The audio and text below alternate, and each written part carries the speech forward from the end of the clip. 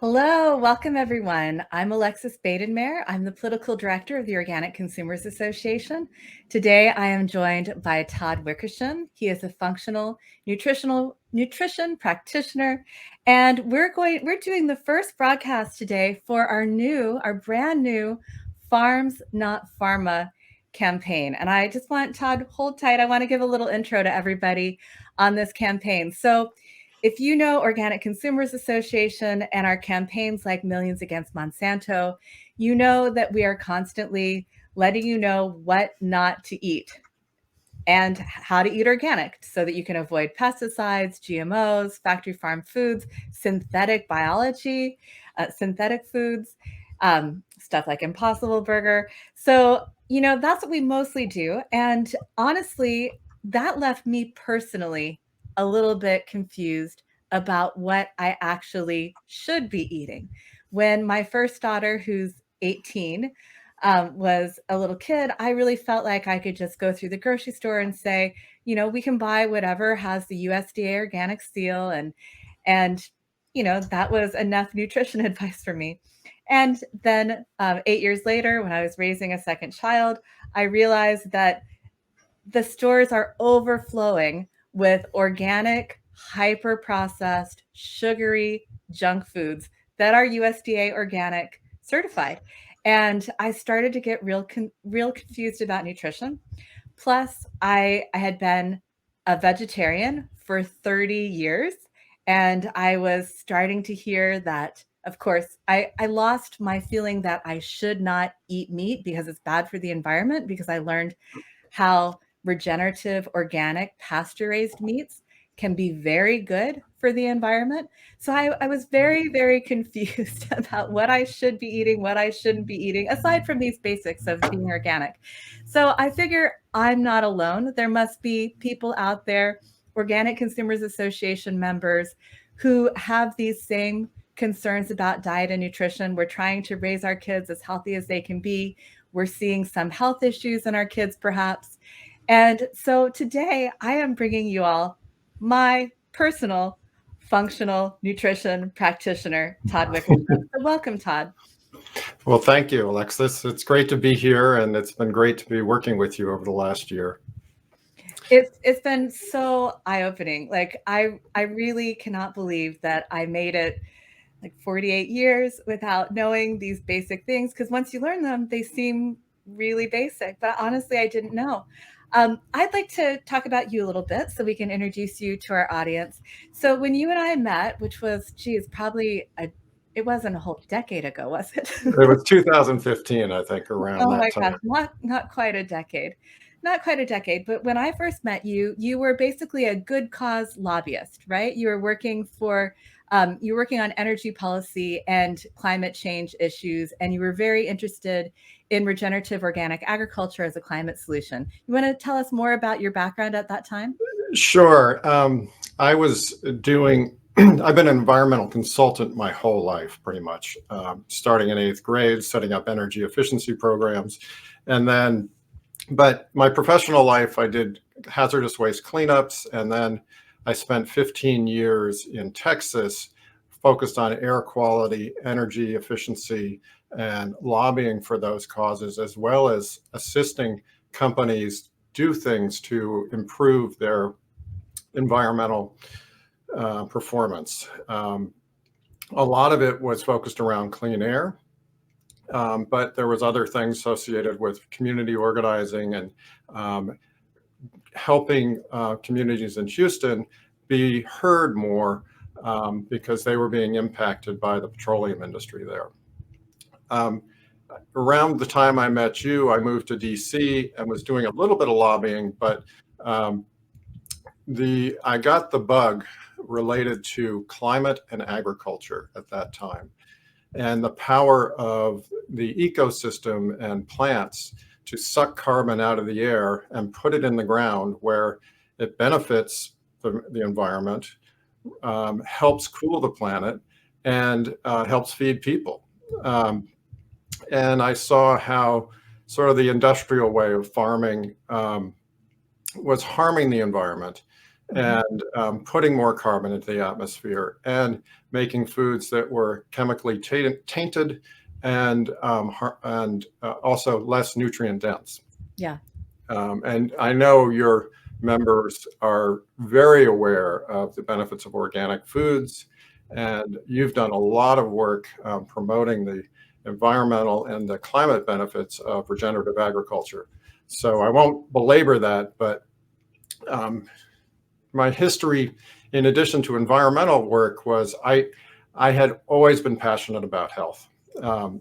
Even back in college, studying acupressure and Chinese medicine and massage and different ways of eating. I was one of those kids that in high school was experimenting with a macrobiotic diet, you Oh, know.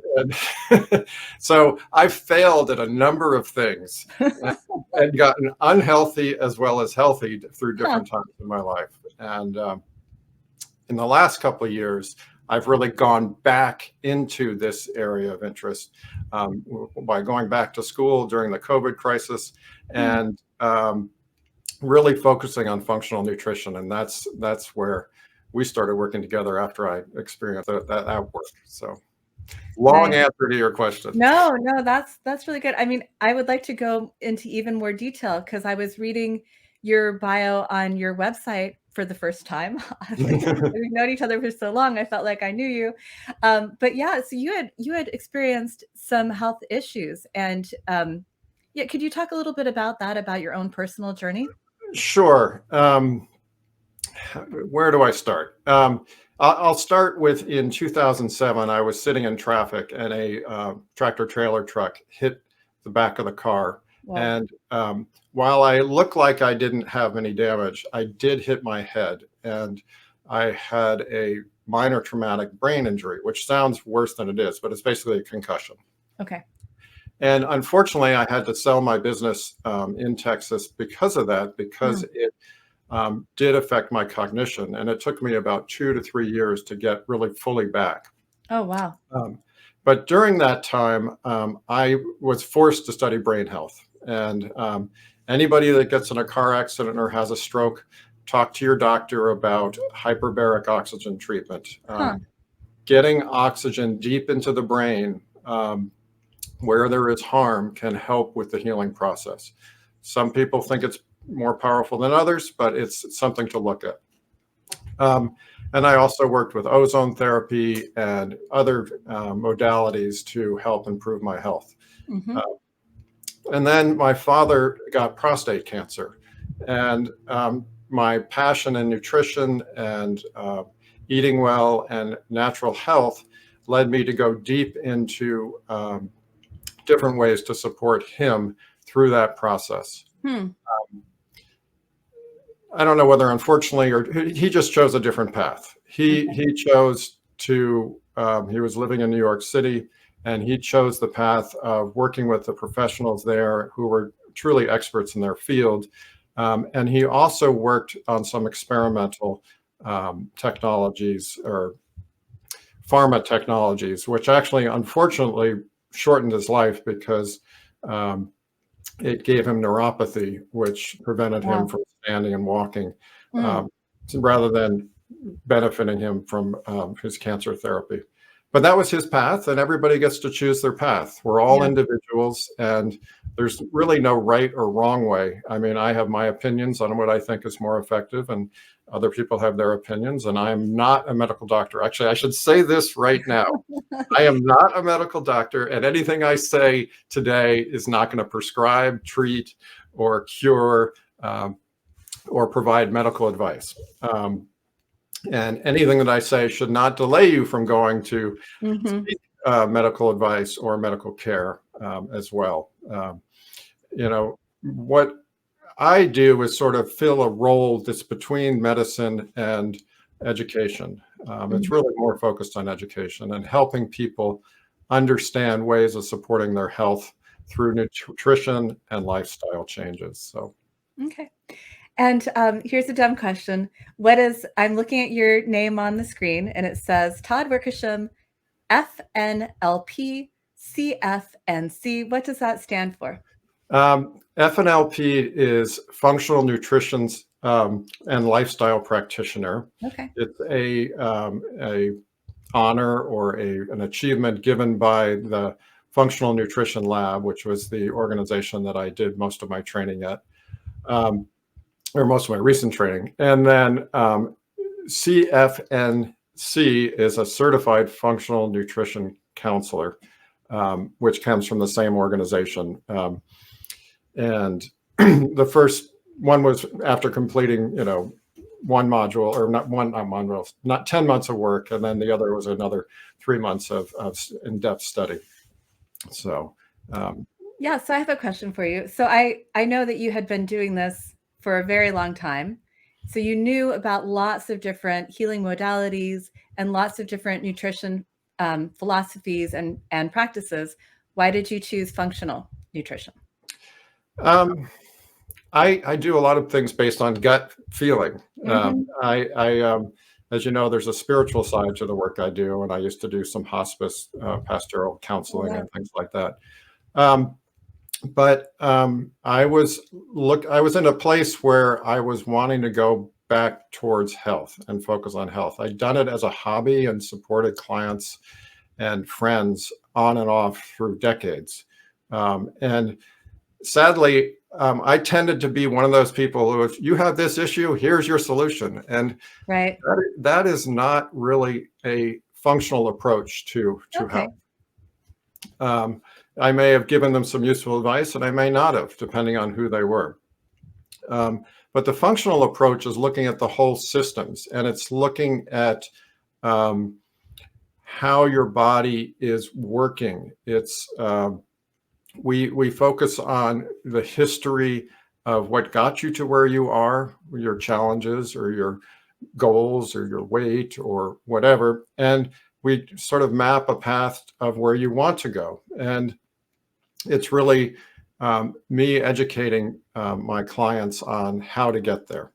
And a lot of the work is focused on lifestyle things such as sleep, exercise or movement, a spiritual practice or relationships, hydration, and nutrition, of course. And it's really, there's so much hype on the internet about the next thing, or eat this supplement, or take this powder, or ... Yes, and those may work for some people, but everybody is unique. And the keto diet may work for one group of people. A vegan diet may work great for another group of people. But how do you know? And what are the commonalities between those? And so my training really focused on the basics and recognizing that everybody is an individual and unique, and educating in ways that can help, like you, make choices that work for your body, which may be different than your husband, who has a slightly different way of eating food and different types of exercise that are good for him. And you have different sleep ways, sleep needs and things like that. When we met last, you were talking to me about some work that you're doing in the community where you live. And you have some very, very basic suggestions for people who are just starting to tune into their health and just starting to want to learn more, make some lifestyle changes for certain health goals. Can you tell us a little bit about that work, and then give us these basics? Like, this is like how you would start with somebody who's not in this organic, natural health and nutrition world, who is just on the ground floor tuning in for the first time to their health. Sure. There are different ways depending on how much time I'm going to be spending with the person. Right. If it's going to be multiple sessions, we have an intake process where I get a lot of their history and I find out their goals, and we develop a customized approach to improving health or supporting their health and wellness. If it's sort of one-off sort of Q&A type of questioning, or I do a presentation and I have people saying, well, what can I do? I always I try to qualify and not offer any sort of thing that's too difficult, but there's some really common sense things. Um, and it's like, pick one of these. That's usually what I say. Yeah. Eat slowly. Oh. Slow down. Slow down when you're eating. Hmm. Make 50% of your plate vegetables. Hmm. Um, and that works for most people. Of course, there's people that have digestive issues that can't break down vegetables well. And there's a Hmm. small proportion of the population that 50% of the plate being vegetables will not work. But for most people, 50% of the plate's vegetables. Hmm. Um, avoiding processed food. Yeah. If possible, choosing foods that have no label on them. In other words, you're getting it from the produce aisle or the meat department, or you're getting it from a farmer's market, and where it is fresh, whole foods, and you're preparing your meals from that. Sugar, avoid added sugars in all products, and avoid anything that has unnatural ingredients. And sometimes those are ingredients you just don't know whether they're natural or not. But if you can't pronounce it and you really don't know what it is, it's a general rule to avoid those unless you have done some research on the products. I could go on and on. That's the food side. And then we go talk about sleep, and we could talk about other things too. Right. Yeah. So I guess those things, I guess I probably knew most of those things when I started working with you. I guess the big revelations that I got from you, and it would be different for everybody, right? But I didn't. You gave me a very simple way to put together a meal, and you insisted that it must have fat, fiber, and protein. So where does that come from? Why do we need to have those when we eat? And how does that guide us in structuring a meal? Let's start talking about breakfast. Okay. When we met, you were having smoothies for breakfast, and you were having some things that are considered healthy, but you were hungry shortly after you ate, and you wanted to snack during the day. Yeah, so I'll let everybody know what I was eating. I had started with what was really awesome, which is the Kelly Brogan smoothie, and you can Google that. But it kind of devolved into like whatever I happened to have, I would stick in a smoothie. So I was skipping, like she has, like you put in protein powders and sprouted nut butters and collagen powder, and so hers is, oh, and it's full of healthy fat like coconut oil. So the Kelly Brogan smoothie, I think, really is a good one. But Yes. I had started with, oh, and it has like raw eggs in it. You put egg yolks into it. So it's like a really nutrition packed thing.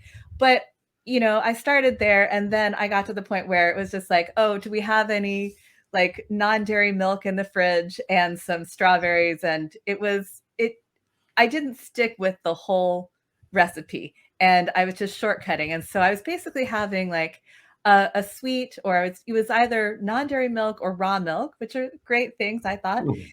Raw milk, awesome, very good. But it just wasn't like, yeah, it wasn't that nourishing, and it wasn't holding me for the whole day. Yeah, and the issue with that was that you weren't getting enough protein, and there was too much sugar or carbs in Yeah. the smoothie. And one of our goals is to get satiety from each meal. And that's where we focus on fat, fiber, and protein in each meal. And it sounds like the Kelly Brogan smoothie really did have fat, fiber, and protein in it. Oh, it sure did. It's awesome. And I highly recommend Kelly Brogan's books. She's a medical doctor who made it her mission to help people who wanted to get off of their psychoactive medications, which is not an easy thing to do. And one of her focuses is nutrition. So that's just an aside. Go on. Great. So what we talked about is finding ways where you could start the day primarily with protein and a little bit of fat and fiber. And something that doesn't work for a lot of people because they can't do gluten or eggs, but worked for you was starting the day with an egg on Ezekiel bread and a little bit of butter, and maybe some other vegetable or some other fruit along with that. But that gives you fat, fiber, and protein. And I encourage people to experiment. If you start the day with an egg, if you can eat eggs, and a fiber-rich bread, really Ezekiel bread is really the only bread that I would recommend, because most other breads spike your blood sugar. But a fiber-rich food, you might find that you are less hungry through up until lunch, and you may find that you want lunch later in the afternoon, and because the egg and the fiber and the Ezekiel bread and give you that satiety. And sometimes you find you can eat 2 eggs, and you can go even longer. Some people start with 2 and then cut back to 1, but it's getting fiber and protein first thing in the morning and with some fat really gives you that satiety. It also helps you absorb different nutrients as well too. We need fat to absorb some of the nutrients in our food. And okay, tell us a little bit more about that, because that's something that I hadn't really caught on to. Sorry if I sound like I haven't been listening for a year, but no, so how does fat help us absorb nutrients? So let's go to lunch. Say we're having a salad. And if you make a salad, a fat-free salad dressing, and it can have all the vegetables in the world, and there's no nuts, and there's no seeds or anything in that. Maybe it's apples and lettuce and fat-free dressing. Your body is less likely to absorb the fat-soluble nutrients in those greens. Wow. Okay. So it's encouraged to add a little, maybe a tablespoon of olive oil or less, add some nuts, or make a salad dressing with nuts and seeds, and throw an apple in there and some berries and different greens. You can take leftovers from the dinner before, if you have a little leftover meat or a little leftover vegetables, and throw that in the salad. Having a little bit of fat with your salad will help you absorb the nutrients in the greens. Yeah. Very cool. Yeah. So there are some mentions in the chat here. We've had a discussion a little bit earlier about where people were on the vegan to paleo carnivore spectrum, and you don't promote one or the other. You help people find what they need through this functional approach, but we can discuss that more. And we have my friend Rachel Linden, who says she is an herbalist, which is something I'm super excited about exploring in our whole Farms Not Pharma campaign, because it really is amazing when you start looking into, like, if you realize that you need a certain nutrient, and then you just Google the foods that have them, it's really amazing, like how nutrient rich certain foods are, and how you can get the thing that you need from whole foods. Like, for instance, just to name an example, since we've all been concerned about immune health over the last 2 years, NAC is something that was, a supplement that a lot of people wanted, and then NAC became very controversial, and FDA threatened to remove NAC from the market. And so, one day I just looked up, I was Googling NAC related to this controversy, and I realized, like, oh, well, it's in capers. I was like, and I love capers. So I just started putting capers on everything. And when I do like cream cheese and salmon on Ezekiel bread, muffins, which is one of my favorite breakfasts these days, just like stuffing it with capers. So we'll discuss herbalism. We'll discuss the nutrients in various foods in this campaign. And there's a little note in the chat that says Kelly Bergen has gone totally carnivore for the past 13 years, even with a more vegan husband. So that just shows the whole range in one family of people who really know what they're doing related to their health. And Kelly Brogan is now married to Sayer G. So if y'all are following the alternative health world, these names. And so 2 titans of our natural health world have hooked up, and they're on opposite ends of the spectrum, but they're both nurturing their own health. So, all right, so we've done fat, fiber, protein, and quite honestly, I think that um, I had been so one of the things that brought me to Tod was that my son, who's now 10, has got super chubby during the pandemic. And if you look at my social media feed, you can figure out why. Instagram, like March 2020, it's like every day it's like a picture of him with a great big cake that we made, because I wanted to try to lighten up the mood at that time when the kids got sent home from school because there was a dangerous virus on the loose. And I thought, okay, we're at home together. Let's do fun things like bake cakes. So I have that tendency to sort of find comfort in food. I've passed that on to my kids. And yeah, when we were on lockdown, we ate a lot of stuff that maybe we shouldn't have, and we didn't get out as much. We didn't get as much exercise, and everybody in the family gained weight at that time, except for my 18-year-old daughter, who has that gene hasn't kicked in yet. But I was like that too when I was young, nice and thin without worrying about it. But at a certain point, all of us struggle with our weight. So let's go to that subject. Oh, I was going to say, figuring out, learning from you, the fat, fiber, and protein structure of a meal, plus 50% vegetables, which are fiber, right? So it's like Yes. that's one of the reasons why And we some, have, yeah, yeah. and So some protein and some carbs in there too. yeah. So when I started to try to fix my family's excess weight, I started just going on various elimination diets, right? So I was like, oh, it must be the carbs, it must be the gluten. And so I made everybody go gluten free, and it wasn't really changing things that much. And I think that we were probably really fiber deprived. I think fiber what was missing in our diet, because in 2020, when we were at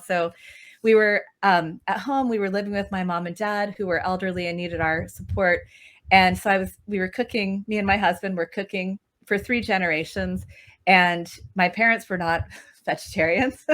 And I didn't want to just get them, like my dad would have been happy with like fast food every meal of the day, but I really wanted to give them nutrient dense food because they needed the health support. So I didn't want to just leave them to their own devices in terms of meat. And so I was getting food from a wonderful farm in Virginia, Honeybrook Farms in Virginia, in Culpeper. And my husband and I were learning to cook meat for the first time. And that was such a wonderful experiment and good fun. And it was another thing we could do during pandemic lockdown. And both of us switched at that time from being vegetarians to being omnivores. And so I had it in my mind, it's like once I got on the omnivore bandwagon and decided that meat was healthy after being a vegetarian for 30 years, then I decided carbs and gluten were the devil. And I did read a really good book. Have you read The Vegetarian Myth? I have not. No. Oh, it's a really good book, Lear Keith. And she talks about the misguided war on fat and how we were misled. So that Yeah. fat piece is really important. The protein piece is really important. You can get that from meat. But if, for some people like myself, I was really worried that carbs were making us fat and that maybe we were allergic to gluten or something, but I had my son tested. He wasn't allergic to gluten. And I think by trying to avoid carbs and gluten, we were depriving ourselves of fiber. So I was, one of the things, these are such simple things and so embarrassing, but one of the things that changed my life, Tod, from what I learned from you, was Ezekiel bread and just realizing how important fiber is. And you've given me lots of other good suggestions. So if I had stayed with the Kelly Brogan smoothie, how could I have added fiber to that? What sort of, you've given me some suggestions for this. I think I forget most of them. So tell us how we can add fiber to our diet besides fruits and vegetables. Well, I would say start with vegetables, Yeah. And I think apples are wonderful things to eat as well because they're high in fiber. They have quercetin. They organic apples. Quercetin? Yes. Really? Yes. See, that's so amazing because, we spend so much money on these supplements and there's nothing wrong with that. But we can deliberately eat the foods that have these nutrients. So apples, organic apples with the skin, I'm assuming you were just Yes. saying. But the quercetin's not in the skin, but Okay. pectin's in the skin, which is also a beneficial nutrient. Pectin? Yes. What is that? Um, I don't remember exactly what it's beneficial for right off the Okay. top of my head, but it is something that is used for making jellies and jams. Hmm. It's a thickening agent, but it has benefits for our health as well. Um, and onions are another source of quercetin as well. Um, and something that sweetens up a meal, makes a savory meal a little sweeter. So Yeah, definitely. Yeah. So fiber, we start with our vegetables, fruits, onions, apples. What else can we use to get more fiber into our diet? um, I'm a big fan of adding flax seeds, ground Mhm. flax seeds to uh, Everything. different things. I'm okay with small quantities of oatmeal in the morning as Hmm. long as you start with a steel cut oat and you add some almond butter to it or nuts to it, and you're not eating primarily the oats. You're eating, maybe it's 50% oats and you're eating some nuts and seeds with that. You can add flax seeds, chia seeds to that. You can Mm. add this is also for the vegetarians or vegans. You can add hemp hulls as well. Um, and hemp seed is a great source of fiber and protein and healthy oils. Okay. So Um, like ground whole hemp seeds with the shells or hemp hearts? the hearts, sorry, the The hearts. hearts, not the hulls. I apologize there. Um, and I mean, those are the things that I think of. But I also, grains are not all bad for most people. Yeah. You get B vitamins from grains. So rice, brown rice, quinoa. Um, you know, if there's gluten is sort of a touchy issue, and I really discourage people from eating a lot of gluten but some people are able to eat small amounts of gluten without any problem.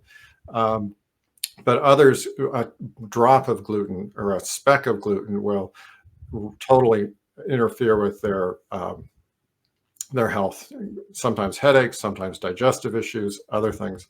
And I could go on and on, but there's lots of information on the risks of gluten on the internet. Some Yeah, of it's definitely.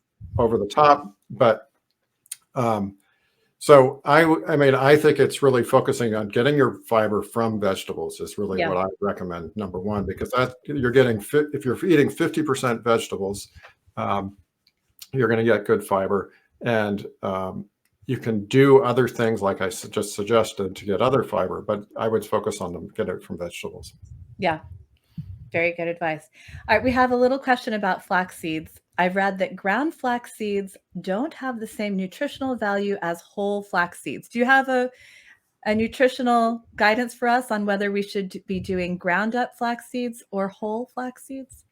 It's important to grind the flax seeds before you use them. Yeah. Or keep Okay. them ground in the freezer. The flax oxidizes pretty quickly, and the oils can oxidize. So um, it's best to grind them fresh before you use it. Is the ideal scenario. However, if you eat whole flax seeds, they're just going to go straight through your system unless you somehow grind them in a blender or have them in a smoothie or something like that. So you're not going to get virtually any nutritional value from a whole flax seed. That's the same with chia seeds as well. You want to let them swell up, and perfect world, they're ground in a blender or you're chewing them really well. Hmm. Um, and I'm going to go off on a tangent here Yeah, about please do. weight and chewing and kids. Starting with chewing, there are many hormones that stimulate our appetite. And when we are stressed, our body is telling us, watch out, something bad's happening. You better stock up on food. Huh. So when you don't get enough sleep, when you're stressed about something in your family or work, Yep. our natural tendency is to go to food. Yeah. So doing things that manage stress and doing things that support sleep are critical for health and eating well, and Yeah. not Yeah. grabbing the chips or grabbing the things that are unhealthy. Mm-hmm.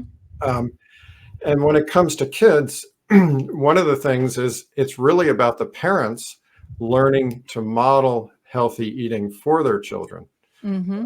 and teaching your son how, what's a healthy food, what's not a healthy food. But telling them is only a quarter of the work. It's showing them what you're doing. It's serving them foods that they can experiment with. And if they're young children, it's putting healthy foods on the plate. They may not eat them initially, Right.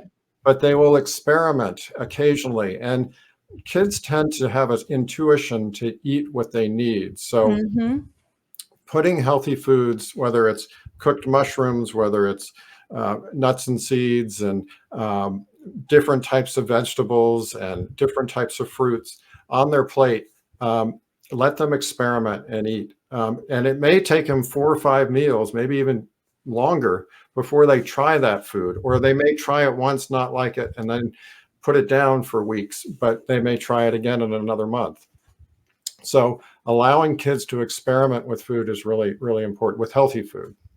Um, and well, I'll leave it at that, and then Yeah, no, I think that's great advice. I've also heard that if you can get kids to eat something before they're 18 months, they they'll like it and they won't be picky eaters. I don't know. Do you know if that's true? I Is don't that know a if live that's tale? true. I don't know if that's true, but kids, there are some studies, and I don't have them off the top of my head, about mothers when they're pregnant eating certain foods will be passed down to the kids. The kids, there is some relationship between the type of foods a mother eats and the type of foods young children crave. So Mm-hmm. eating well during pregnancy, even if it's, a time where you have nausea and things like that, it's Yeah. still important um, to you think about your teaching your child how to eat when you're pregnant. Yeah, definitely. Yeah, when I was pregnant with Sherwood, I did the Bradley method. Do you know about that? No. It's a very good prenatal program, for health. And you track what you eat. And as I recall, it was basically sort of a fat, protein, fiber type of thing, especially protein. They were very concerned about you tracking how much protein you eat every day. But it was a balanced diet with lots of things. And I've been very lucky. I sort of believe the before 18 months thing, because with Sherwood, as a vegetarian at that time, we ate lots of vegetables all the Mhm. time. And then, he was always hungry. And whenever I was cooking, I would, just give him raw vegetables to snack on. And he was, yeah, like to this day, he loves broccoli. He loves green vegetables. And now that we're like working towards, slimming down a bit, um, it does work. Like if you just keep making it available, they eventually will see it as normal.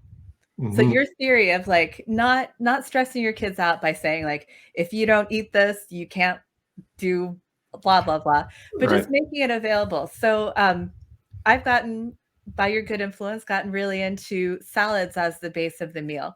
So like, if we're going to have grilled chicken, like why not grilled chicken on a salad? We used to eat tacos. That was one of the things that, it's such a simple meal, easy for parents to make, and kids love it. Like, why not taco salads? And so, just making every meal into a salad meal. And, for a while, Sherwood was like, well, I'll eat the salad, but I don't want it with blah, blah, blah. And he was he expressed some pickiness about integrating salad into meals. But, it just became such a part of the routine that now it's like he's really into it, especially if he can put whatever he wants on his salad meals. So Yeah. like meats and cheeses, and anything can go on a salad. And that's an easy way to get the 50%, get close to that Right. 50% balance. I'm not sure if we're perfect in that regard. All right. So we've talked about fiber, and I want to ask you one more topic one more question on the topic of fiber. I'm And gonna. the next, what you have I'll something? let you ask the question. I realized we forgot to talk about beans, which are a great source Oh, of well, there you fiber. go. Yeah. And for vegans and vegetarians, beans is a big piece of the diet, and they are wonderful for extra fiber and extra nutrients. You always just want to make sure you cook them fully, because undercooked beans can be upset your stomach and be a little bit toxic. So just want to make sure they're fully cooked. Right. Yeah, and the instructions to rinse the beans and soak the beans, that's also to remove things that are hard to digest, right? That's correct. And if you're buying non-organic beans, we discourage that, because a lot of beans are sprayed with glyphosate or Right. Roundup Right.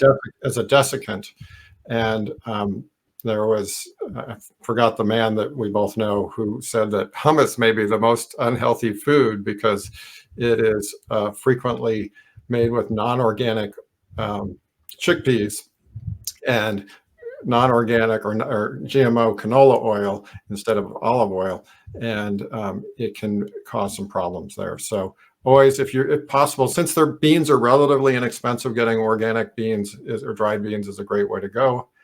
Instant pots are fantastic for cooking beans and making them, early in the week, so you have them through the whole week. So I'll leave it at that. But oh no, and then on the fat, before we talked about the benefits of fat. You don't want to overdo fat, but you do Right. want to have fat, fiber, and protein in every meal. And we, as you know, as I've explained to you, I really discourage oils, Right. particularly canola oils or any refined oil. Very small amounts of olive oil are great. Olive oil has other benefits. Um, Coconut oil can go either way.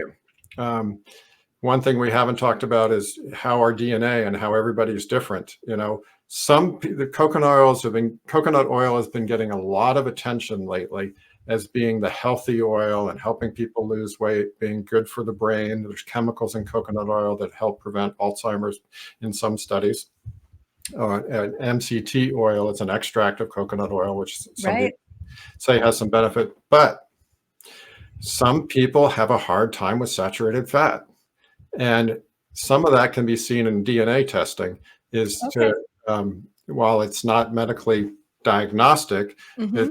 it's can tell whether you have a tendency towards having a more difficult time with saturated fats and coconut oil, or whether you would be better, and whether you'd be better off with, say, using olive oil or eating more nuts and seeds. So just wanted to qualify the oils. And then when we talk about processed food, almost everything in a restaurant has sugar, vegetable oils, and excessive amounts of salt.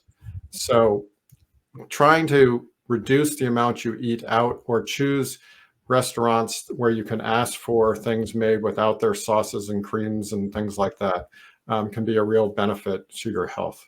Uh, Mm-hmm. so the unhealthy oils, the unhealthy sugar, or extra sugars, and the extra salt is something to avoid. Yeah, definitely. All right. So while we're on the topic of oils, that you really helped me on that as well. Um, I still do buy pre-made salad dressings. I have a friend who I eat with once a week, and we go to a protest together, and then we have lunch, and he makes the most delicious salad. And it's just so simple. It's you know, salad greens, few vegetables, but the way he dresses it is just oil and vinegar with a little salt, and it's delicious.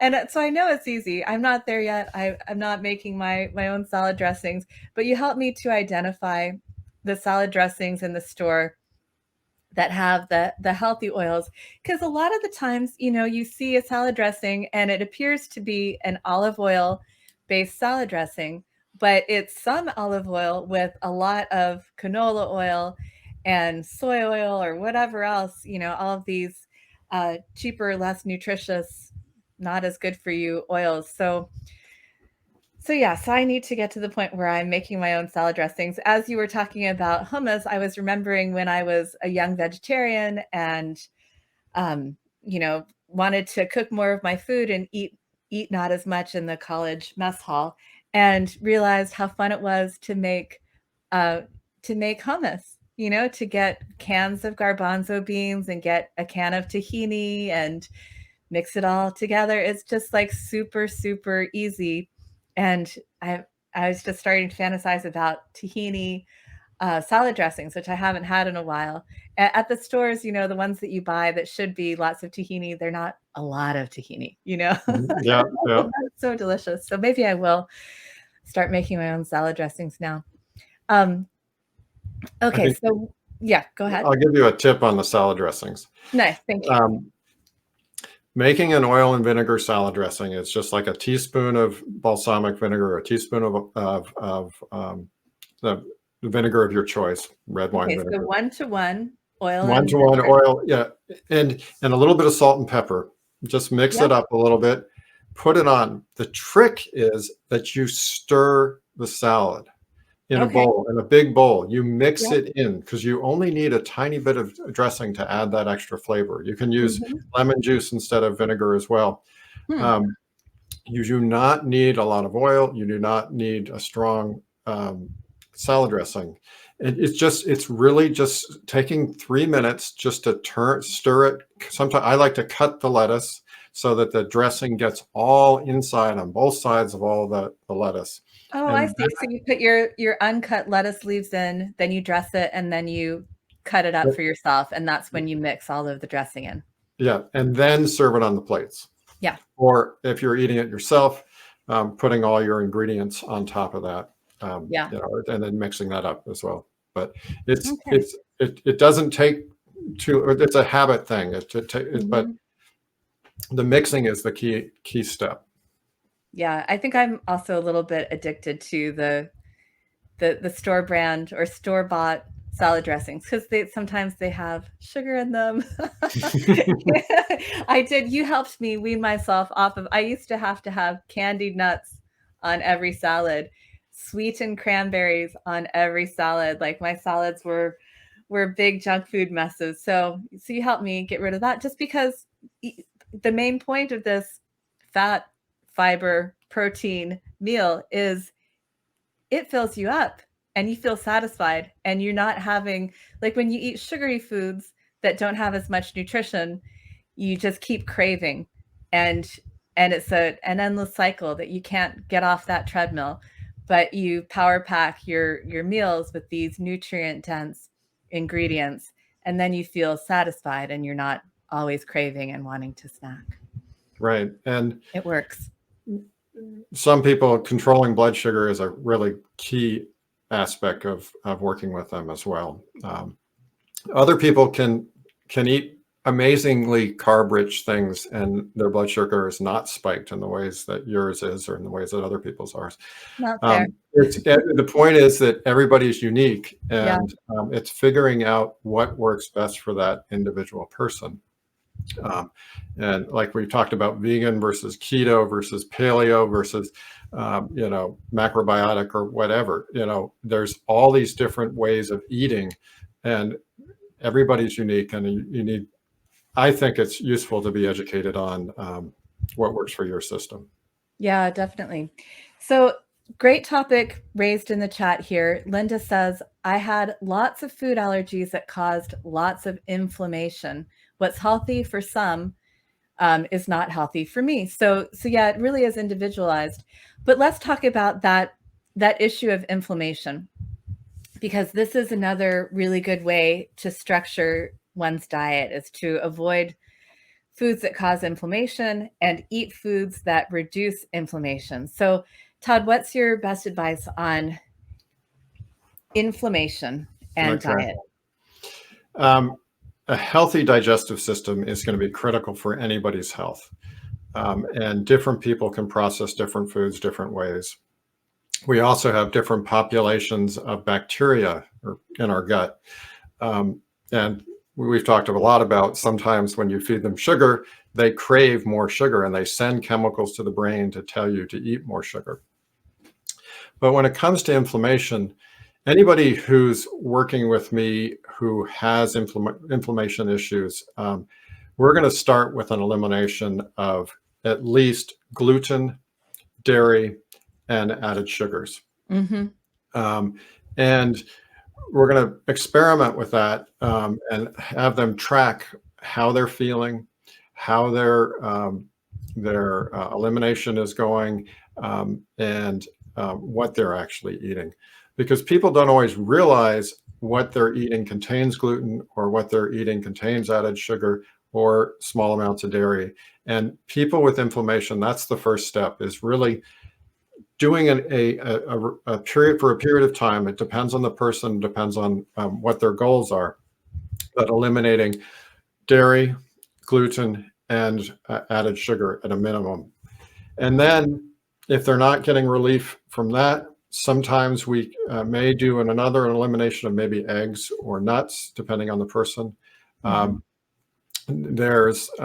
There may be some recommendations to talk to a doctor about, SIBO or some other things. I can educate on that. And SIBO is what? Small intestine bacteria overgrowth. Okay. And basically, your small intestine every night should sort of do a clean out. It should clean out the bacteria in it, and create an environment where it can absorb the nutrients from your food. Sometimes people who have SIBO have bacteria from their colon that's moved up into their small intestine, or they've gotten it in there from other sources, or there's some added inflammation in that area that is creating an environment for the bad bacteria. And there's a number of ways to get to the bottom of that. There's some medical approaches, there's some herbal approaches to experimenting with that or working with that as well. So what are some examples of those approaches? There is a pharmaceutical drug that your doctor can provide that is a antifungal drug. And there are herbs that I don't have the formula in my head, but that I think walnut hulls and some other ingredients, and I think a little bit of wormwood and things like that. Interesting. I have not worked with anybody specifically who has used that for SIBO, but there's literature out there of people using that for SIBO. And what are some basic guidelines on anti-inflammatory foods, like things that we can all incorporate into our diet to fight inflammation? Once you've done the gluten, dairy, and sugar, and gotten those out of your system, and allowed your gut to heal, and it's really healing the gut, because what happens is it's when there's damage to the gut, we absorb proteins from our food into our system, into our bloodstream, and those proteins can aggravate many things in the body and cause inflammation. So it's really focusing on healing the gut. So it's not just food specific is the point. Right. One person who has an unhealthy gut, almost anything they eat is going to cause inflammation. And somebody who's repaired their gut and done things that support the health of their gut, they might be able to eat things that they never were able to eat in the past. Most of the people who have gut issues, though, really probably want to stay away from gluten, because gluten does affect the gut. Some people have a better way of healing from gluten, but gluten is probably the number one thing to stay away from for people with unhealthy gut. Well, the same person in the chat, Linda, said she changed her eating. I am now gluten-free, dairy-free, sugar-free, and have lost 42 pounds. And feels great. She's using Wellness Way herbs and supplements, so she's happy. It's worked for her. Let's just do 6 more minutes. That'll be an hour. But okay. Rachel Linden just brought up a great topic in the chat: fasting, and also activated charcoal. I was almost afraid to say that second part, because I have no idea what she's talking about, and I don't know if we can address it in 5 minutes. But let's at least address fasting today. And okay. Unless activated charcoal is something that you know a lot about and want to talk about real quick. Well, I'll say activated charcoal is something I use when I get food poisoning or something like that. It's one of my first go-tos, because it will absorb the toxins in the gut and help move them out. So Wow. that's my what I use activated charcoal for. Other people will use activated charcoal as they're doing a fast or doing some detox. It helps move some of the toxins out of the system. Very cool. Fasting is a broad word. It can Yeah. mean many different things to many different people. Yeah. Um, Going to a keto diet for some people is like fasting, and it actually is running your body on ketones versus carbs. And Hmm. there's some benefits to the brain as well as other parts of the body from doing that. There are for vegans and vegetarians, fasting is sometimes, in my opinion, is sometimes a way of getting the body to run on in a ketosis state, because Hmm. it's hard to do a keto vegetarian diet. And there's health benefits from giving the body a break Yeah. from processing food. And this doesn't mean you stop eating everything. It's a fast needs to be custom designed for the person that is doing it. And not custom design, but there has to be some more education, which we can't really cover on this call. But there's lots of peer-reviewed studies on the benefits of fasting. There's benefits of cyclical eating. Some people eat during an 8-hour window of the day, and then one day a week they eat during a 12 or 14-hour window. There's more formal fasts that involve juices or some supplements. There's soups fasts. There's a number of different ways to give the body a break. Hmm. I will say, though, that anybody who's stopping eating for any reason to do a fast or something like that, you have to be doing things to keep the elimination pathways open, because Huh. when your body is fasting and not or it's starting to burn fat for its source of energy, and sometimes protein, which is not good. But if it's burning fat, Mhm. it's going to send toxins that are in that fat to be eliminated through the digestive system. So you want to make sure your colon is moving and things are moving through your system, because you don't want your body to reabsorb any of the toxins that it's eliminating. And Hmm. that's true in general, because there's toxins in our food, there's toxins in our environment that we absorb, and our body has an excellent detox system. So we have to just keep the digestive system moving appropriately. Should be having 2 to 3 bowel movements a day, at least one minimum. So I'll leave it at that. Wow, Tod, you mentioned we've been working together for a year and we've just talked for an hour, but I feel like there's so much more to learn. And I so appreciate you joining us today to discuss these things. Like I said, this is the beginning of our broadcast related to our Farms Not Pharma campaign. So if you all have suggestions for people that I could interview on this topic, you can email me about that, alexis@organicconsumers.org. And Tod, I hope that we can have you back again. I hope I progress. I hope we can, already I have to say, like, I've lost weight. I'm happier. I'm less stressed. And I've been able to move forward on health goals with your guidance. So I got certified to teach yoga, and now I'm teaching yoga to friends for free, on the side, just so that I can do it twice a week. And you've been really helpful to me in so many ways. So I really appreciate everything you've done for me and for my family, and for being here with the members of the Organic Consumers Association today. So I hope that we'll continue to bring Tod to you all so you guys can pepper him with these great questions. And thanks to everybody in the chat who shared your stories of your diet, your healing, your health journey.